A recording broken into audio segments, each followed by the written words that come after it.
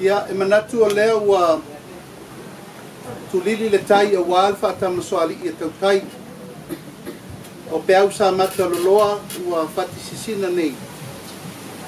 Na ngona le tātou sunu i alo taua ai avel whaamua i le tua o iu tātou maua iau mai o malo i le so. E whapoi vangana sa moa malau whaafonga nei aso i paia whaale atunuu ma malu whaale tala le lei e meise ma malu whaale malo. O lea ua sina le ngalu ma ua tarite whanua lalo. O alfa moe sa alo atu iaili nei tu malo nga Gagaifomauga No.3. Ia lava lea ua inga sa tukua ma inga sa mali toa ia mal mamalu whaale tolu. Tainane fo i le paia la inga o mawaenga. To whaale tuua mal whaale lima o sana ese ia mal paia mawalunga o le tu malo atoa. E mo le tuail mato whaftai tele ia ano loutu tapo inga sa moa le nei aso. Pa ia ua aingo tupu, aingo nofo, aingo papa, ma ainga tawhaiwha. Kai nane ainga nai le iti ale malama o tātou mauai le mawalunga o le atua le nei aso. Whaftai tapo i mai, ia whaftai te talo. Whaftai o leu whaiu le whamoimoi le so o tali le atua, ia wa avelu whatawaa e whai masui o le nei tu malo, ia e toi whaauaula mātou tautua i le pāle mene o Samoa. Ai le whai titi e le nganga whaftai tele.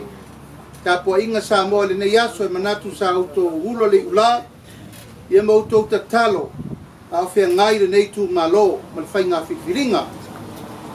Ia o le atua e mai eitali o me uma, o te taofi, e lei lava se whiwhiringa e au noa malona fina ngalo.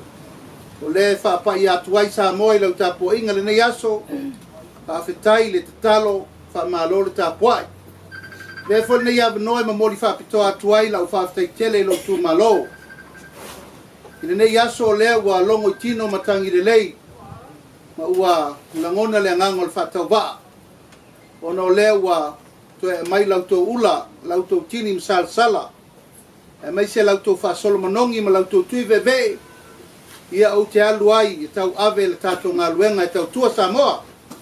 I la aso whaafitai atu le paia mawalungo le tātou i tu malo, i ona tupu mona e ta mali in whai launga whale tu matausi, sa wao matama i tai ono lau tau whai ngā whiwhilinga le nei aso. O ai uma e sa langolongo ina lu whatau waa, ia vi ia le atua i lau tau whiwhilinga. Au lava leo te talo, ia alo whangia le atua i mauaso manatu. E whai titia fwoi le nganga whaafitai, e no le tapo inga, lau whenga luanga pa ia le atua i te tonu le tato nuu ma le fioanga. E lava le whata whai taulanga, ia lo tātou te talo mo tātou velo aso ai le tua soifua. Ia whaafitai o leo tini tau wao le so mal whamoe moe. O lau tau te talo e mana ai upu. O lau tau te talo ai e tō ai manu ma maua so langona wao whai o malo.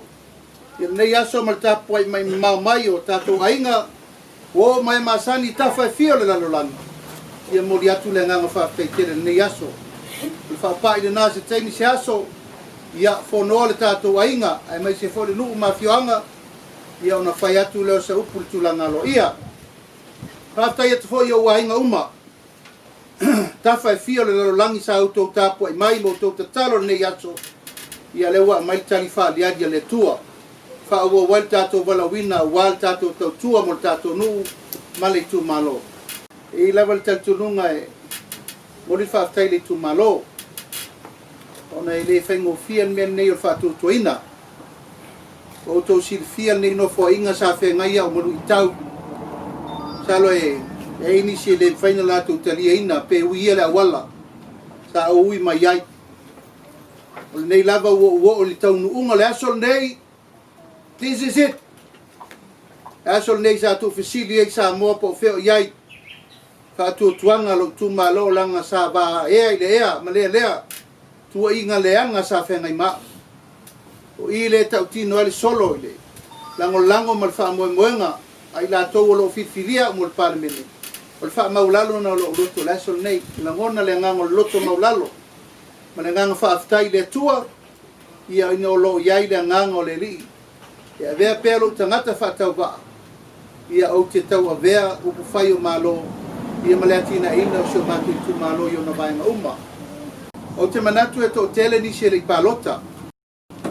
me lava le sa o tangitangi e pelo fisa o whainga palota ono tūlanga nei le me lava le tu le mai pase lau nisi le palota o lo a fia ie maliu o lo a fia ie umalanga i fafo ie ma fia i fo ie le whaatino le palota ono mafo anga peno tōsi fia ai le nganga le nā lo tamu whai pe avel tu a lalo i le tūlanga tāla whengai i le tato o fisa o whainga palota ina ia avea whainga palota nei nei tu malo ia whain whaatei te inga tātou te mana tunatu i ni me whale tonu ia waleanga i mai o whainga palota tere lua whenusu tasi ia o le nganga whaaftaile nā o no lea wa o toi fwoi tonu parimene ma le fua fau lea wa uu ilo lima e re se fua na whafua beta o le fua na tofa o no le mafaufaunga sa whauwau po no mena tupu no whainga nei o no whainga nei o no whainga o pupu ngā mwhainta sa au sa vali e le vanu o le ata o le oti i le tele o whawhita au e pe lava o upu sa moa na whaetu tengu sola o te letu e mana o toi ui se sitama whanau o le atunu i mena o ui ai we have to clean up Samoan politics ai whaino o tangata whatau wa ai whai mosi tau langa o ta upu nei a lo toi a wai parimene e le fau ngā ruenga o te alu pe wha waulo wala wina i tūlanga masani tonu o pawhai o malo ai pe wha pe nasa utala po au wha au whale alo ia le pāti o au tau sirfia o le wha tuatua i le atua sa mo watasi o le pāti o lewa na wha wau wha upo e nisi fo tamari o le tunu o le tonu o parimene au wha tonu ina ia o le tu malo sui tato wala va, sui tato wala fua, tato wasa ili se mapsanga mo le atunu mo le rumana. Te le tau whamtala atua me nawa tupu. E no fo fale asa tu ia maa i aio fina ngalo. Meu tato tula i mai i le mau me ese ese. Ai lava lea wha maulalo lo loto. Ai talo i le atua e fo i mai la fua fau. Tau ave ai tiute mga luenga ma me uma la whenga iai mo le rumana. Ia ma le wha awa wina. E le fau o mātou nei o le tu malo ala fua taola wha au tama i vanga wha au whai le wha o ese mai ai ia le fau watu e tu ala wha au tama foi manisi o vanga wha au whai manisi foi o tu malo e mātou te anga i whai kesi mea fau mo tātou o wale manui o Samoa nei mātai au ya malo faftai me mo moe vi ele li wo mai alfa mo moe le tu malo ya lenga solonga le ele le se afo ya te vesi vale na ye na to o me umal mato mai tau e mai le mato pitola au ya na fata tiel te lo mato target ye to fa achieve le process le alu ya mai mo lunga le mato ta to lunga le o se me le ivas furu iva lima pasene le foi ia matati e na usia so penso tanga ia tol me pesilinta o le security o le palota o le integrity o le palota ia maltulanga le ia vavi ve sa le result tu ia to mai tawa to le ia mai kusa lo mo mai result tu no ngol fa ngai na for systems ina tu tonu pa nai lu tau ia le lu tau tele ale na fa ngai fo ia nei o le connection fengatala na fully rely lungo le system le pe ale malusi le connection so al meta u le na le system full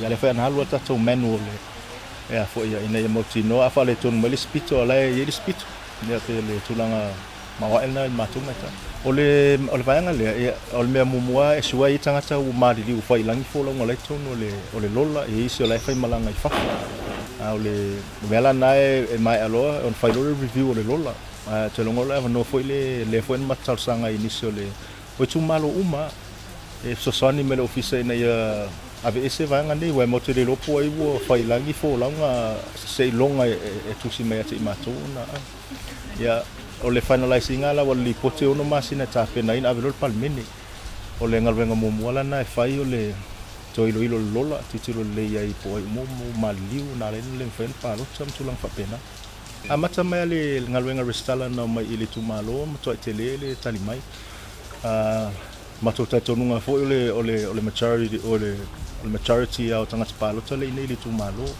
le foi na mai tau atu le to'atele le palota nei so le langang fifiana ia matou mo to afamaliaina matou a titilo i le tula ia e mai aloa faile le longo o le lola o ai e wa maliu o ai e o fai malanga i fafu ia no to e lola au le palota ia anga ilo i lapel tula fo o le fa pela na le wale lo mo palota tele ele fa pena o le seleni le fa sala yo e ia foi mo le fa mau mongo fa sala nga le tono fa mau mongo so e tele ala fianga foi le ia te o pe pe ele so e fa tino lo tiute o estanga tanu sa mo lo fa tanga tu la fono na sa e foi a velo le fa ma foi a pe a velo le fa ma sa o filfilita ta le